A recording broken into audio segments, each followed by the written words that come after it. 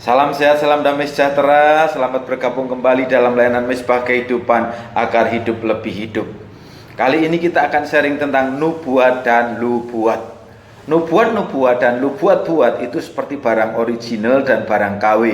KW pun ada KW 1, 2, 3. Barang-barang KW biasanya dibuat lebih menarik dari yang asli dan harganya berlipat-lipat lebih murah. Perlu kejelian supaya tidak tertipu. Coba saudara perhatikan barang ini. Dari merek yang sama, logonya sama, kemudian di belakangnya juga ada tulisan ingredient yang sama, kemudian dari tulisannya juga sama. Saya pakai satu merek. Nah, coba perhatikan mana yang asli, mana yang KW. Ini adalah yang asli. Coba perhatikan. Ini tulisannya jelas. Kemudian yang satu ini M-nya luntur. Kemudian kalau kita lihat di sebelah belakang ini, nah, coba ini ada hologramnya. Nah, ini dia tidak berani menaruh hologram. Kemudian kalau kita lihat barcode di sini, nah ini juga ini yang asli, yang palsu tidak berani menaruh itu karena takut kesangkut hukum. Satu dari 9 karunia roh ialah karunia bernubuat. Kepada yang seorang roh memberikan kuasa untuk mengadakan mukjizat, dan yang kepada yang lain ia memberikan karunia untuk bernubuat, dan kepada yang lain ia memberikan karunia untuk membedakan bermacam-macam roh, dan seterusnya. 1 Korintus 12 ayat 10.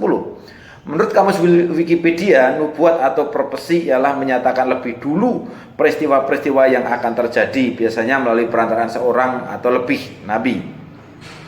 Sejak dunia perjanjian lama ada nabi-nabi yang diutus oleh Tuhan, tetapi ada juga nabi palsu yang menyampaikan sesuatu dengan mengatasnamakan Tuhan. Salah satu tugas nabi adalah menyampaikan nubuat. Nubuat asli menyampaikan nubuat benar dari Tuhan dan tidak selalu disukai orang. Bahkan banyak raja Israel yang membenci nubuat asli karena menubuatkan hal yang tidak baik, tapi tujuannya supaya mereka bertobat. Nabi palsu selalu hampir menyenangkan pendengar tetapi menyesatkan.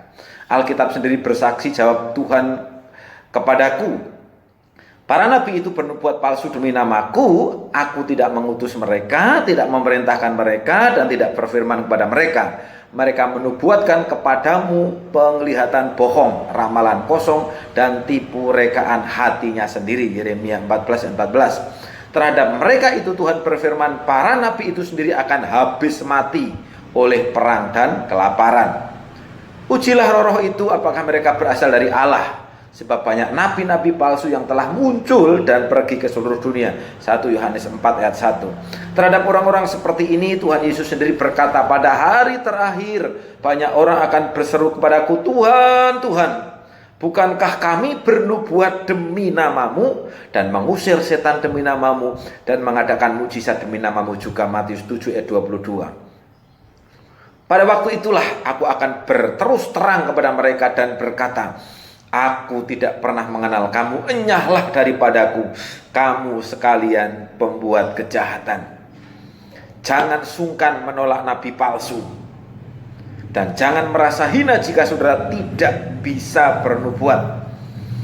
Karena bukan setiap orang yang berseru kepadaku, Tuhan, Tuhan, akan masuk ke dalam kerajaan surga, melainkan dia yang melakukan kehendak Bapa. Ini ayat yang ke-21. Jadilah pelaku firman. Berbeda dengan apa yang sekarang dianggap sebagai nubuat. Nubuat dalam perjanjian lama maupun perjanjian baru bukanlah hal-hal yang umum yang dikemukakan secara untung-untungan atau khayalan mistik, melainkan gambaran terperinci tentang masa depan.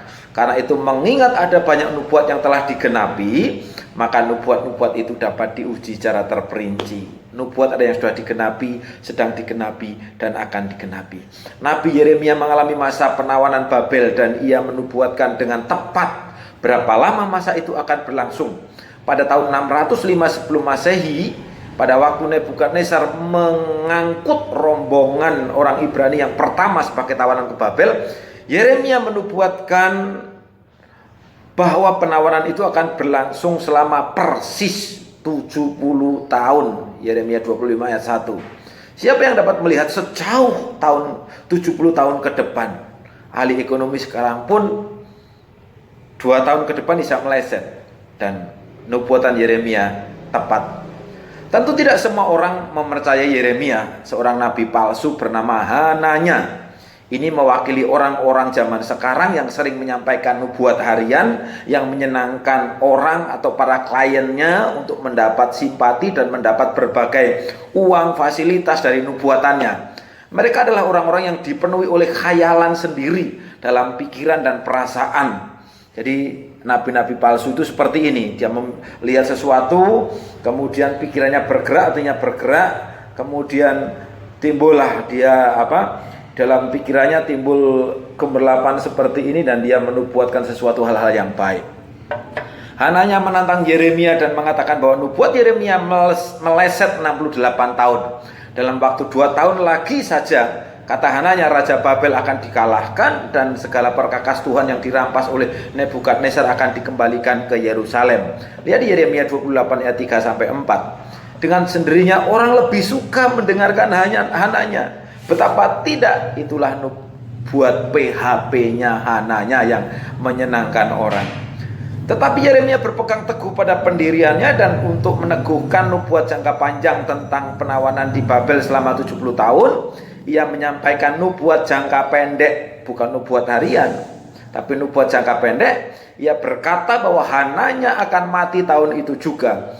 Sungguh malang bagi Hananya bahwa ternyata Yeremia benar. Bisa baca di Yeremia 28 ayat 16-17-18. Lalu berkatalah Nabi Yeremia kepada Nabi Hananya, dengarlah hai Hananya, Tuhan tidak mengutus engkau, tetapi engkau telah membuat bangsa ini percaya kepada dusta.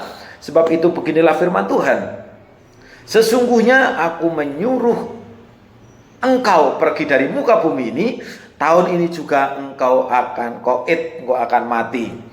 Sebab engkau telah mengajak murtad terhadap Tuhan, maka matilah Hananya dalam tahun itu juga pada bulan ke-7. Berhati-hatilah dengan perkataan, karena mulutmu adalah harimaumu, karena tiap perkataan akan dihakimi. Tenar tidak dilarang, tapi jangan menjual nama Tuhan untuk memperoleh keuntungan. Tuhan Yesus memberkati.